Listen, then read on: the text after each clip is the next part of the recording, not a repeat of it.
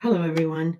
Okay, so in this video, I will do an intro regarding a lingering issue with the critical 29th degree of when Pluto was in Capricorn that will play out in December as well, and how the Mars Pluto opposition from November is still in play and until spring 2025. I will also briefly discuss the four super full moons of this year that are related because of their vibrational effects. Then I will give you a quick rundown of December's three main themes. Then I will put up December's planetary alignment with the aspects and degrees for you to take a screenshot of. And then I will also give you some hints and tools to help you navigate a clearer picture for your signs. Thereafter, I will give you a personal scope for each sign for December, and it will have a snippet of your 2025 scope. So that'll be included. So a lot of information, and I will probably speed up the, not the volume, but the video to get more airtime in each video, as I will have several videos because I can't fit all signs on one. So if the video is too fast, just go to the the settings icon on the YouTube video and slow it down if you need to. Okay, and I'll mention the pinned comments in the intro. So, okay, so I want to start off this intro by saying you would be forgiven for not believing all this hullabaloo of astrologers and others celebrating the end of Pluto in Capricorn, yay, in November, and onwards to bigger and better things. Obviously, many of you are not feeling that way, or you may have a nagging feeling, maybe discontent, or some sort of like a thorn in your side. And you are right. This is another reason I have not put out a dedicated video for Pluto and Aquarius for all signs. But that will surely come in the future because we have plenty of time and it is a 20-year transit. But in the near future, I will put that video out um, because I want to first help you understand this lingering feeling and planets and the asteroids that are coming in for a cleanup in Isle Capricorn. um, Plus, I just don't want to leave anyone behind, and there's a lot of wrapping up behind that's left. I'm specifically referring to this wrap up or this cleanup in Isle Capricorn. I'm specifically referring to Ceres, the dwarf planet, and the very critical 29th degree of Capricorn. Um, that, Pluto has gone back and forth over the last few months. And Ceres is just as powerful as Pluto, but with a different strategy in mind. Mercury is retrograde and will be shadow retrograde through December until January 4th. I mean, it will go direct, I think, around December 15th, but it will still be in its shadow retrograde, and that doesn't clear until January 4th. Mars is about to retrograde in Leo, and it'll back up all the way into Cancer until it goes forward again in both signs, which ends in April of 2025, or maybe a little later. And the North and South nodes are in Aries and Libra, respectively, until the end of January. So with the nodes, it's 18 or 19-year karmic and repetitive story. And finally, as our transformation has been completed with Pluto in Capricorn, but from within, we are now transforming on the outside or trying to reconstruct those broken pieces that Pluto just trampled on. If you remember from the November scope, I said this will come in three stages in December. And the first stage is this first week of December. And then the second stage is the winter solstice, and then finally at the end of the month with the new moon on New Year's Day. And in three spaced apart stages from January, spring, and mid-year 2025. Okay, but I will go in more detail with each scope, each individual scope for you guys on how that all plays out. But right here, I just wanted to give you, like a synopsis. Okay, so now the tools and hints that you can get. Um, First, you can get your natal chart by Googling free birth charts. So you can see where December's planetary degrees may match your natal planetary degrees, which will mean where, when, and how you will be affected. Also, to get a clearer picture, listen for your sun, moon, and ascendant sign. And remember, your sun sign is where you shine. That's where your personality is, or where your strength is. It is your father, what your father imparted onto you. Your moon sign is your emotions. They are hidden. The moon is hidden. It is at night. It is what your mother imparted onto you. And then you can listen to your ascendant sign, which is the persona you display. It is the mask. It is how people see you. Uh, Now, just one note on this is some people and astrologers disagree with the ascendant um, being the persona and rather point to the I can't say it, mimium coli or the IC. It's in your chart. Um, they say that the IC is really your persona, and it is very much related to a family member that you may have been affected by, or family members or friends say you sound and look like that family member. I personally have tested this and it has proven to be correct. So it is up to you if you want to listen to that sign as well, your Mimim Kalai. All right, another tool, and this is rather a hint, is planets show us what is happening, signs show us how it is happening, and houses show us where it is happening. Okay. Okay, also look for the pinned comments for related links I may mention and for links to other signs that will, again, not entirely fit in one video. So I want to spend a few minutes briefly reminding you regarding the super full moons we've had since September, because they are related, of how we got here. Again, only 1 or 2 points on each. So the first one was August 19th, super full moon in Aquarius, which was called the super blue moon. So the moon in Aquarius opposed the Leo sun, and both the sun and moon squared wild Uranus, which was in Taurus and still is, as well as Jupiter and Saturn squared off. So that was pretty powerful.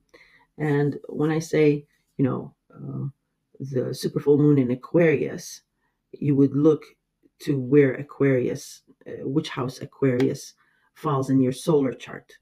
In your natal chart, also, you would look to see if you have any Aquarius factors.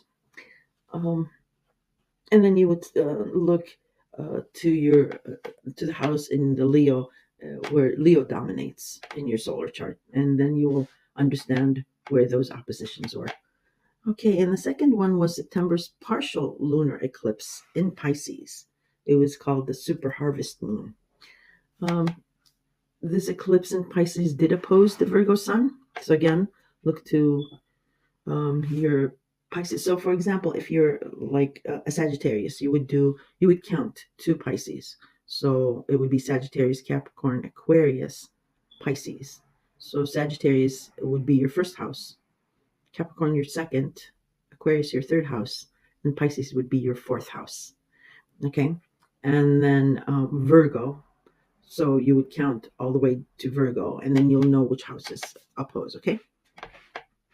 And here there was some sort of ending in your Pisces dominated house, but there was some sort of a dual option and there was some kind of a reversal.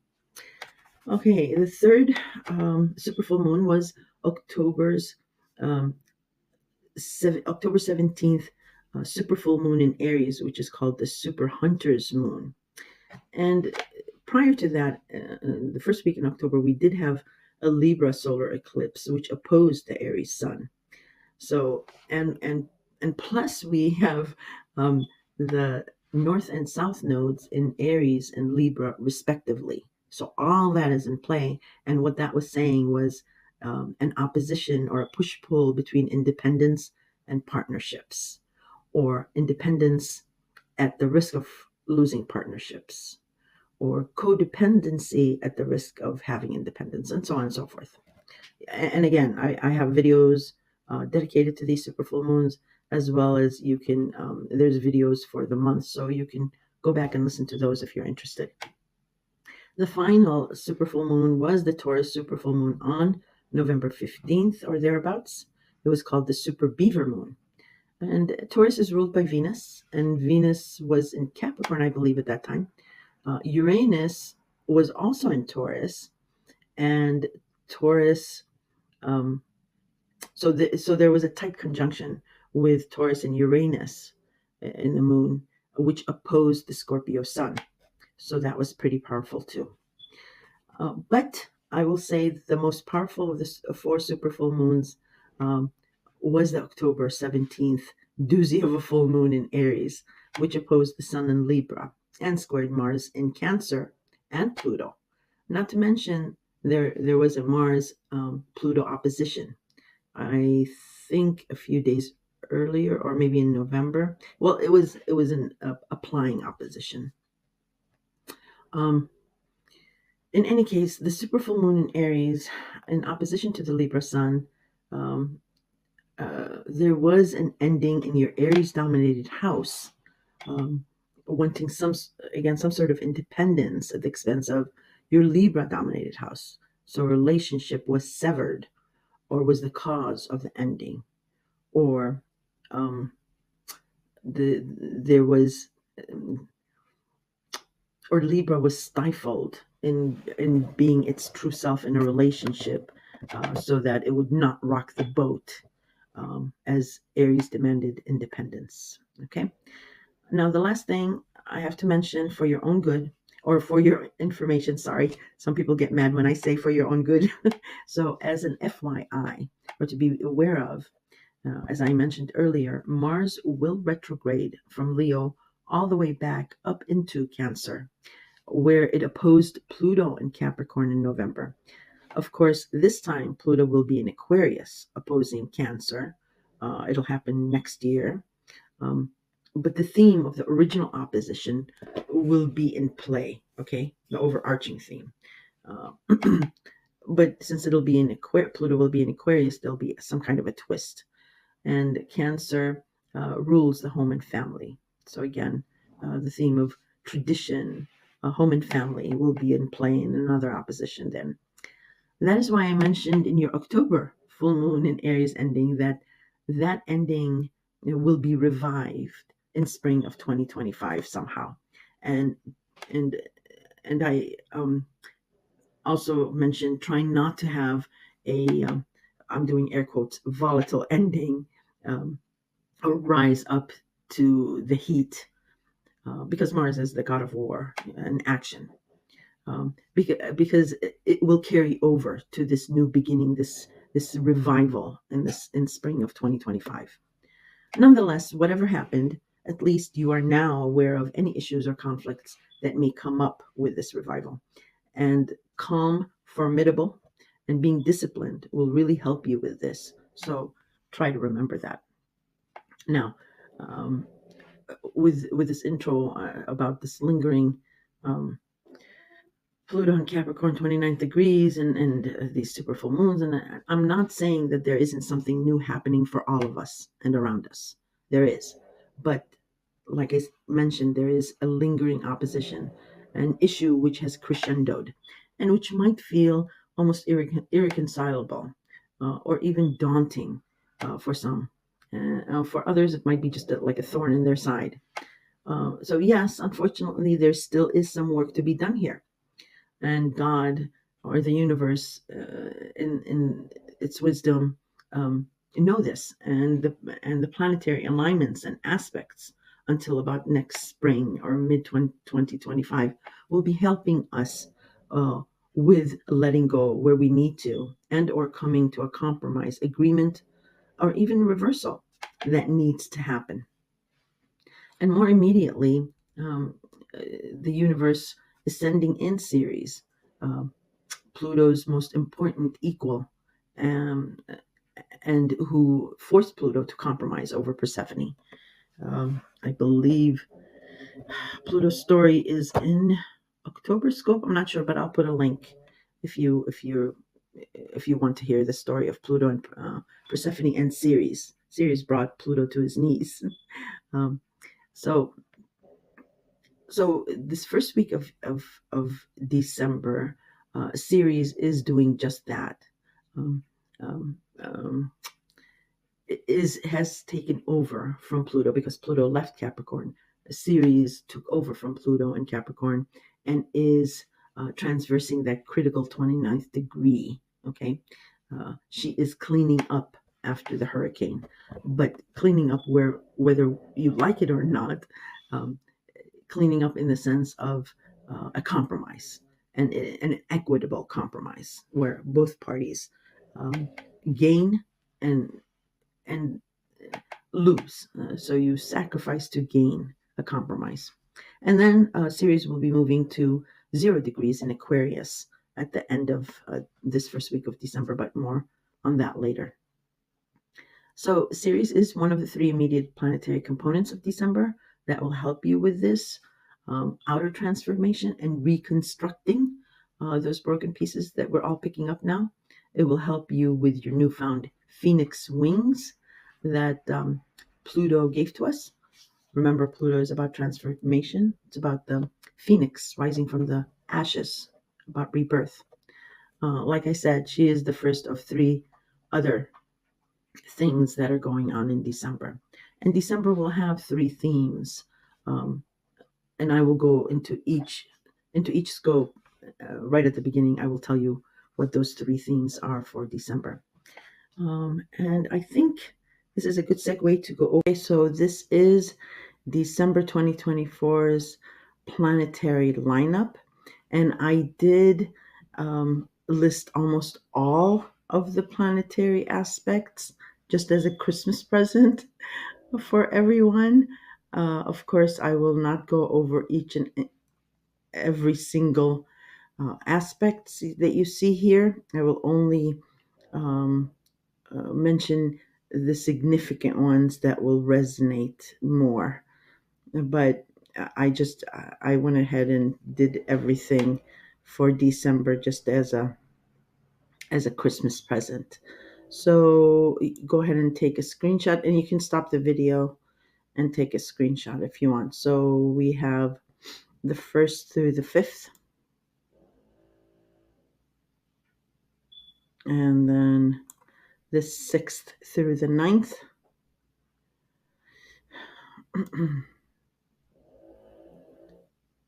and 9th through the 15th,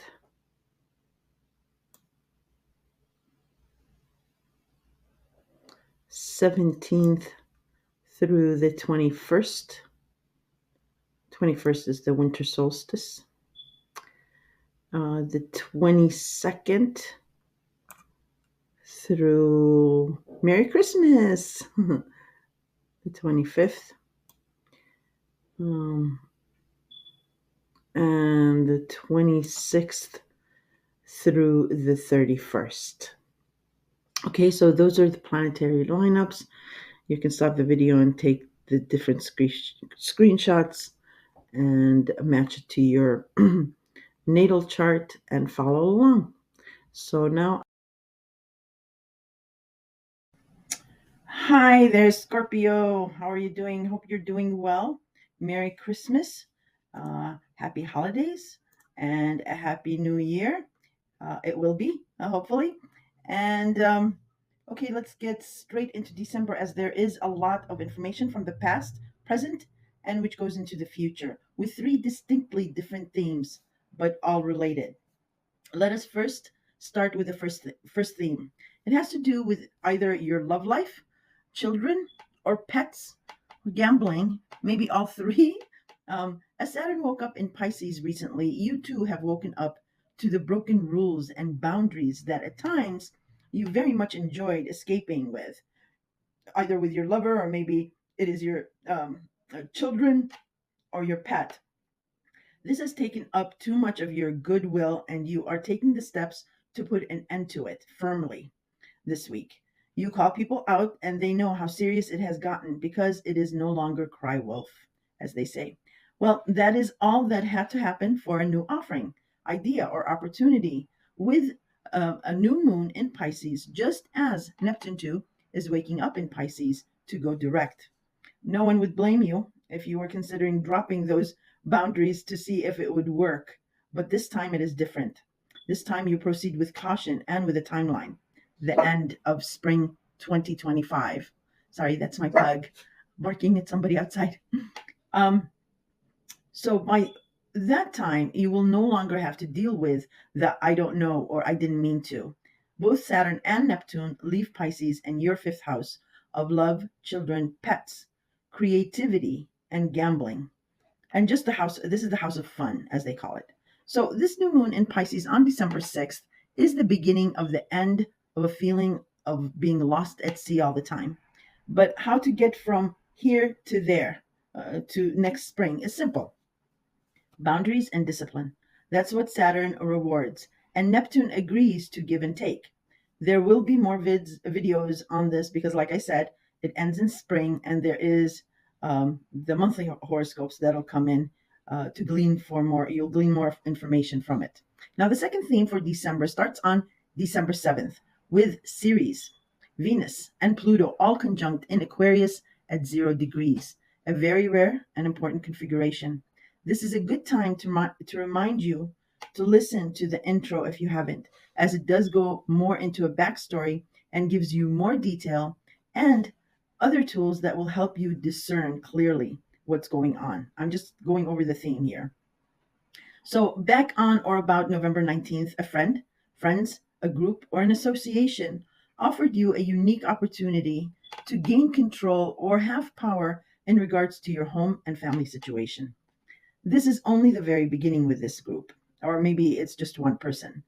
And it may just be your family or relatives are the group. You never know.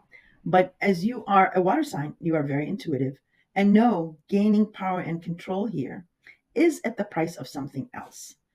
And this may be what you are contemplating through December. Look for Aquarius or 0 degrees in your natal chart to know where you may be affected. Okay, but the first weekend in December, you will be made aware of this group, these friends, or this offering, and it is coming hard and fast. Aquarius is very fast. You may have already known about this. Moving on to the third theme. This is broken down in 3 different stages in December. Well, first, let me tell you what it is about. And please don't roll your eyes. It is about the critical 29th degree of Capricorn that Pluto went back and forth over this year before he left Capricorn. I know, him again. So before he left for Aquarius, in the process, triggering and upsetting all the moon and other planets and thus different areas of your life. Capricorn is your third house of communication, commuting, social media, siblings, and cousins. It is also controls vision. Your vision is in this house. You are very well aware of your power here, and for most of you, it is how you communicate. You have a much more softer and more dignified approach to communication that has certainly opened doors for you. The one thing that is still at a stall has to do with your past or psyche and your routine or work schedule that is on repeat, besides your long distance travel or higher academic plans, which are in opposition to your current short distance commute and again, communication. This repeat situation ends by the end of January, specifically January 25th. The issue with your ninth house of foreigners and long distance travel or higher education, and your third house of short distance travel um, and your need to be heard is still in opposition, which will take until about spring to resolve. In December, like I said, we'll go in 3 phases. The first movement is this first week. Maybe it'll spill over to, the weekend, where we find that Ceres, the powerful dwarf planet and Pluto's equal, famous for compromises, has taken over from Pluto regarding that last critical 29th degree of Capricorn and is working to find a compromise regarding your communication and commuting. Look for compromises on offer here. Okay. And if you haven't heard Pluto's story regarding abducting Ceres' daughter Persephone and how Ceres brought Pluto down to his knees, I will have a link in the description so you can hear it once again. Or if you're new, you can hear it for the first time. So you know how this compromise will work. Second part will come by the winter solstice, on or by December 21st through Christmas, which will be another talk, debate, or discussion to get to the next level of outward transformation through this compromise. And the third and tentatively final occasion will be around the New Year's new moon in Capricorn, a new opportunity or a seed of something new regarding moving forward with a final transformation to be born and implemented by mid 2025. So you've transformed from within. I mean, that's clear as day. Now the transformation is on the outside, and it doesn't take that long. It's the next few months. So the operative word here that I'm using is tentative because, like I mentioned, or maybe I didn't, the Mars in Cancer and Leo, your ninth house and 10th houses, respectively, opposition to Capricorn, your third house, not letting up until spring 2025, because Mars will retrograde in those two signs. It is currently in Leo, and I'll explain that when I do the planetary lineup for you. Plus Mercury in Sagittarius, your second house of money and your value system, who you will and will not sell out for, is currently retrograde. And it will still be in shadow retrograde until about January 4th. It will start going direct on the 15th of December, but it will not clear its shadow until the 4th.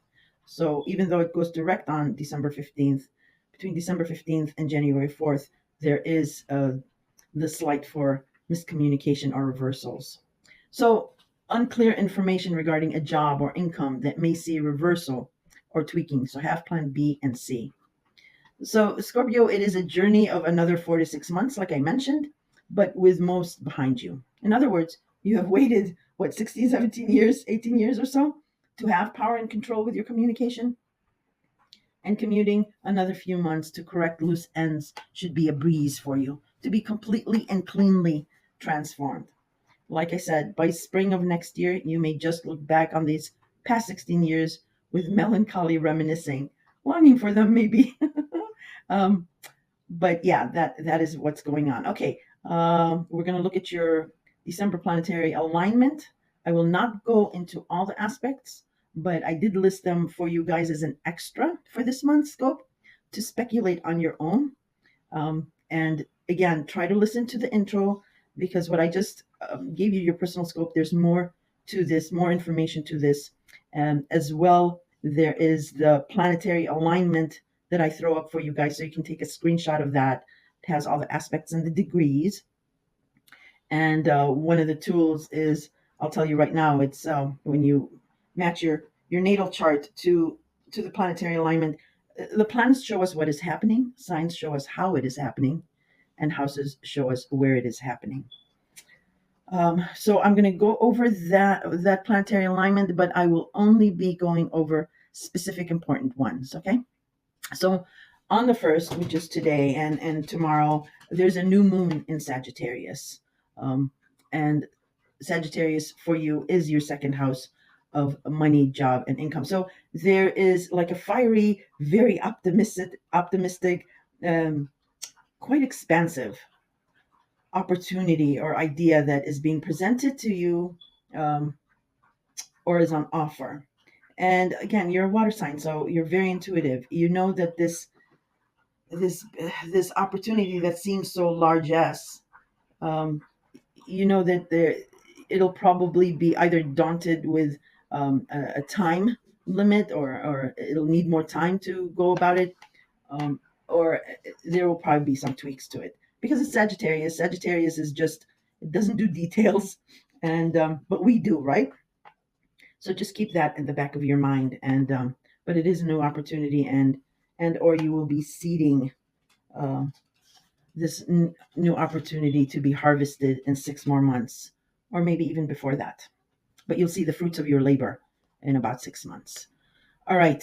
The next thing here, let's see if you're affected by this. You are not, so I'll just mention it in passing, just so you can look up the degrees. On the 4th, Mercury retrograde at 16 degrees in Sagittarius opposes Jupiter in Gemini at 16 degrees.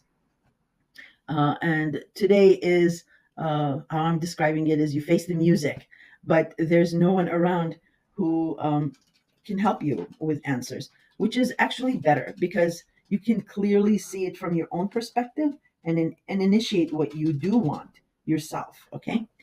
You are not one of the three signs that will be affected regardless of the degrees. So do look for 16 degrees in your natal chart to see if you will be even affected by this. On the 6th, Mars in Leo stations retrograde. If you are new to my channel, I always tell people that they should pay attention to the day of, a day before or after when a planet stations, either to go retrograde or go forward. It actually gives you, it lifts the veil and gives you a snapshot of um, what it's about. Because when a planet goes retrograde, it means there's something there that is still not working, isn't still not complete. So it goes back and forth over it to complete it.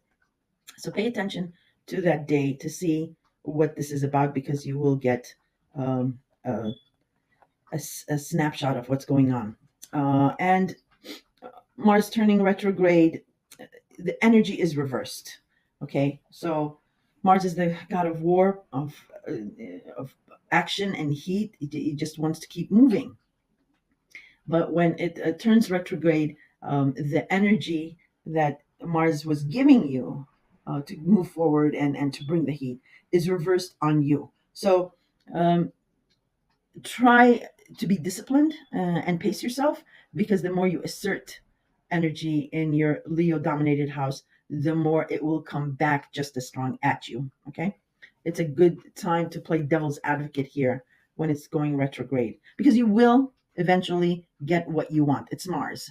You will get what you want in Leo when it goes forward. But right now it's a review. Okay. So you want to be on a powerful fitting. So don't throw out your energy. Keep it subdued and try to work it within yourself. And on excuse me, the 7th, Ceres, Venus, and Pluto will all conjunct in Aquarius at 0 degrees. This is a very important aspect. It's rare, and it hasn't happened in 250 years. Okay, so and on the same day, Neptune and Pisces stations direct at 27 degrees. Again, pay attention to this day because a planet is stationing here and will give you a commercial of what is going to be playing out. And then we also have the Sun in Sagittarius at 16 degrees, opposing Jupiter in Gemini. So the friendship, associations, or group that appeared around November 19th, I'm talking about Ceres, Venus, and Pluto all conjunct in Aquarius. When these kind of unique people appeared around the 19th, or maybe even earlier, um, were about control and power that you have or you don't will actually reveal these power dynamics for you. Okay. And Aquarius is you just count. It's Scorpio, Sagittarius, Capricorn, Aquarius. So it's 1, 2, 3, 4. It's your fourth house of home and family. This area of your life is going to be transformed by Aquarian, by these quirky kind of geniuses. So I will mostly concentrate here on Venus conjoining Pluto in Aquarius. Venus's role is to attract people, riches, fortune, and fame. Pluto is the god of the underworld. And Aquarians are very fast forward thinkers. So Venus is attracting Aquarian people, these unique genius people that have some kind of powerful Plutonian control. Okay, who will deliver on what you desire in your fourth house of home and family, and it can include like riches and being very successful. Um, and concentrating on the people here, and since it is Aquarian, be aware that class sectarianism is involved. You may not be in that class, but with Venus, you will be able to permeate these sects, but at a Plutonian price. I think you might be getting the picture of what I meant when I first introduced the idea of Pluto and Aquarius to you back in November. And if you're a new listener, you can go through the channel and find that is that Aquarius is faster than Capricorn. Okay, Capricorn is slow and steady, wins the race. Aquarius doesn't do slow and steady. It's like, let's go, let's go. And what you thought was out of reach regarding your fourth house of home and family will surprise you, and it will come fast through Aquarius. But to be careful of what you wish for, be careful of the price that needs to be paid here. Because, and I hate saying this, but, I just want you to know you may regret it later. But in any case, I mean, this house is set to be transformed. It's a 20-year transit, and you'll have to go through this. So the trick here is small and measured steps. So when these Aquarian people, and what I meant by class and sectarianism is that, yes, Aquarius is all about humanity and the greater good of the group and blah, blah, blah. But Aquarius is actually the loner in the group, or the loner that, rounds up everybody. And that's why he gets along with everybody in the diverse group, is because he is actually a loner. Um, and how it is set up is groups have like a hierarchy, okay? And that's what I meant by you might not be in that class, but again, because you are set to be transformed in through Pluto and Aquarius in your fourth house of home and family. That's why Venus is conjoining Pluto to get you in to rub elbows with these people. But like I said, just be careful to try to do measured steps, even though Aquarius doesn't believe in measured steps. Um, but like I said, you're an intuitive sign. You're a water sign, so you should be okay. You are actually not one of the four signs that will be impacted regardless of the degrees. So look for 0 degrees in your chart and where Aquarius is in your chart to be affected this time around. If not, like I said, it's a 20-year transit. You will be somehow in the future. Now, on the same day, the Sagittarius sun opposing Jupiter in its opposite sign of Gemini, this can be viewed two ways. One would be your Sagittarius and Gemini dominated houses are opposed to the way things should be handled, and it is a finale or an ending to both of these houses. Or it can be a culmination of both of these houses to be harvested from the fruits of your labor. Because it is Sagittarius, it is a very hopeful sign, and it is now riding the most powerful planet, the sun. As well, Jupiter is in Gemini, its opposite sign, but Jupiter is the ruler of Sagittarius, and it always bestows protection and luck onto it. Yeah.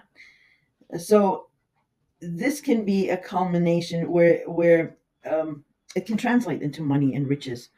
This opposition, there are some oppositions that yield this, and look out for that. The trick here is, though, it is the most powerful planet, the sun, and equally powerful, Jupiter.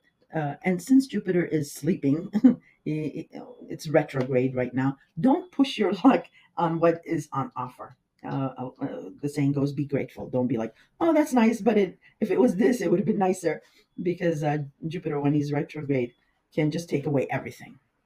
In any case, you are not one of the four signs that will be affected regardless of the degrees. So do look for 16 degrees, because that's where the sun and Jupiter are. All right. Neptune coming out of retrograde. I have already discussed this. The only thing I will say here is you will have the realization that what you have been struggling with, drudging through, and you're thinking that this is all an illusion at this time around, in your Pisces dominant house, you will see that your hard work has actually yielded not the illusion, but you will be gaining from the fruits of your labor. It'll be reality, and we want to partially acknowledge Saturn for that here, because he is in Pisces, and he does make sure you put in the work and the boundaries so that you can yield tangible rewards. And you are one of the signs that will be impacted by this regardless of the degrees. So, yeah, look for that coming out of retrograde. All right. The other thing that you are going to be impacted by is on the 12th, Venus in Aquarius at 5 degrees will oppose Mars in Leo at 5 degrees. This is Venus and Mars. Men and women. It's romantic problems and fights. Some of you will purposely fight to make up, break up to make up. Some will, it'll be, um, um, not a charm offensive. So, but what's happening here is it's not like a really serious one unless in your chart there's some malefic going on. But what's going on here is roles are reversed, and you feel what the other is feeling, and vice versa. So, Leo, look to those two houses uh, to see how they're. But you are one of the five signs that will be affected regardless of the degree. So look to the 12th to see what's going on with this Venus Mars opposition. On the 13th, the moon at 6 degrees in Gemini opposes Mercury retrograde in Sagittarius. You are not one of the signs that's directly impacted, so keep in mind the 6 degrees. Um, and Mercury and Venus is about networking, socializing, partying, get togethers. So expect to be in the middle of this, or expect an invitation, and expect to have discussions with unique people, with very like happy-go-lucky people, optimistic, forward-thinking, that looks like they will be important in your future and in the near future, like January and February. So pay attention to who you meet and what the discussion is about. Um, Otherwise, it can be someone who will let you know about someone. So somebody who knows somebody who knows somebody, that can help you with your Sagittarius related house, which is your second house of money and income. Yeah. Um, you are not one of the signs that will be directly impacted regardless of the degrees. So again, look to 6 degrees in your natal chart. Okay, on the 15th, this is important. There's a three-prong approach here. The sun in Sagittarius will oppose the moon in Gemini, 23 degrees. Mercury will station direct in Sagittarius at 6 degrees. And there will be a full moon in Gemini at 23 degrees. Okay. First, let's tackle Mercury stationing direct in Sagittarius. So, all this mumbo jumbo you've been having regarding your job and income, or a new job or whatever, Mercury is stationing direct here. So, like I said, pay attention to the day it stations, or a day before and after. Yes, it will be going direct, but it will not clear its shadow of retrograde until January 4th. So don't rely on the agreements and commitments that are being made between the 15th and January 4th, unless you get it in writing, because it is still shadow and there is still reversals coming, because there's more information coming. Uh, Mercury is just a trickster that way. Whatever. He should run faster back and forth to get us all the information, not in bits and pieces. Um, and the full moon in Gemini at 23 degrees. So your Gemini related house, this feels like a major choice or decision. And the problem is that you have like a uneasy feeling that this is not what you want.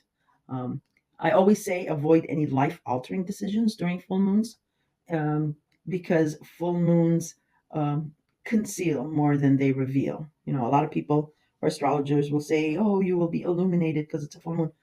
No, there is something hidden from you. The moon is hidden. It is at night, even if it's full. There's still something hidden from you. Plus, like I said, uh, Mercury is the ruler of Gemini, and it is retrograde shadow. Yeah, you simply do not have the full picture or all the information you need to make an informed decision. So if you can, delay it until January 4th, where Mercury will clear the shadow and you'll have all the information you need, or get it in writing. Otherwise, have plan B and C still. You are not one of the three signs that will be directly impacted regardless of the degrees, so look to 23 degrees in your natal chart. All right. And then on to, let's see, this is on the 18th. The sun in Sagittarius at 27 degrees will square Neptune in Pisces at 27 degrees as well. You are not one of the three signs that will be directly impacted regardless of the degrees. So look at 27 degrees in your natal chart and see where you have Pisces and Sagittarius. because this is like the classic torn between the past and present and trying to reconcile these two. So I won't get into it too much because, like I said, it is not directly impacting you. And on the 19th, Venus in Aquarius at 14 degrees trines Jupiter and Gemini at 14 degrees. This is a very pleasing aspect. Trines are very good, but they're so good sometimes we don't even notice them. Um, and you are not one of the 6 signs that will be impacted regardless of the degrees. So look to 14 degrees in your natal chart and look to see where Venus, Aquarius, and Gemini fall in your natal chart. Basically, Venus attracts money, love, like I said, fame and fortune, and Jupiter is the planet of good luck and expansion. So this is about Venus cajoling Jupiter because Jupiter is still retrograde to give us a reprieve here, to let us get his blessings for some kind of expansion because we're needing it now. But again, you're not directly impacted, so look into those degrees. All right, on the 21st, this is the one of the important ones regarding that compromise with Ceres and the 29th degree of Pluto. The Sun enters Capricorn at the winter solstice. Winter solstice represents the shortest day and the longest night of the year in the northern hemisphere. But that compromise that is going to be discussed this first week or so through Ceres, the debate continues on the winter solstice here. So we're perfecting this compromise. We're giving and taking, and so forth. You are not one of the signs that will be directly impacted, regardless of the degrees. So look to 0 degrees again in your natal chart. Excuse me. Okay, the 22nd, there will be a last quarter moon in Libra. Watch the space, as this is a small flavor of the ending of a repetitive situation that you have had regarding your 12th house. Libra is your 12th house. The past, your secrets, behind the scenes, your psyche, um, and yeah, and it's opposing Aries. The Aries is in the north node and Libra is in the south node. And we had a doozy of a full moon with Aries in October, which again opposed Libra. We had a solar eclipse in Libra, which again Aries opposed. And you can look up those videos to hear what was going on. But it's basically one person is wanting independence and the other one is wanting the relationship to stay as is. So this last quarter moon is the beginning of the end, and the end is coming at the end of January 25th. Aries and Libra will exit the north and south node. Okay, let me do one thing. Sorry, give me 1 second. Okay, sorry about that. Now the next one, again, you're not directly impacted by this, but I will mention it. Excuse me. On the 24th, Jupiter in Gemini at 14 degrees will square Saturn in Pisces at 14 degrees. This is the second and last square to Saturn from Jupiter. The first time it happened, Jupiter was direct and expanding your Gemini related house. So with that square, Saturn was saying that's too much expansion. Don't take on too much. You need to go slow and steady. This second time around, Jupiter is now retrograde, so it's not expanding things, and Saturn is direct, so it's strong. So what you're doing here, whenever Jupiter goes back after an expansion, you cut away the fat that you don't need, and with the square, there seems to be something that you're holding onto that Saturn is not approving of. So yeah, like I said, you're not directly impacted. So look to those degrees, 14 degrees in your natal chart. Look to see where Gemini is. Look to see where Pisces is and what Jupiter and Saturn are doing to get a clearer picture. Excuse me. And then we have Merry Christmas. and then the final aspect here that's important is on the 30th, 31st, we have a new black moon in Capricorn at 0 degrees. And yes, it is called Black Moon. only Capricorn. Well, because it's in the dead of winter, But you know how Capricorns are. They're very dignified and somber, and they're all about military and law enforcement and government. So it's a fitting name. But this is very important new moon because it is the third, like I told you, final and tentative new opportunity that is coming because of this compromise that Ceres is working on in the first week, and then the winter solstice is tweaking it some more. But it is also reflecting the year of 2024 as you look in the rearview mirror, um, as well as it's setting the theme for 2025 regarding your Capricorn related house, regarding your communication, social media. So, a new opportunity, or you will be seeding the idea of a new opportunity on this new moon. Okay. So, that brings us to the conclusion of the most important aspects. And thank you for listening to this. If you did like it, or at least found it entertaining, please do give it a like. It really helps my channel. And I will also be uploading a couple more videos. I'm working on your 2025 year horoscope. Um, and then, of course, you'll have your January horoscope. But I will be working on two more dedicated videos this month for you guys: Mars in Leo and Cancer, and then Pluto in Aquarius, because I haven't done that one because I wanted to get this clearing of the last 29th degree out of the way. So if you're subscribed, you'll know when I drop the videos. All right, Scorpio, you have a great Christmas, wonderful holiday, and stay safe and look for the videos that will be coming out before the end of the year. Take care.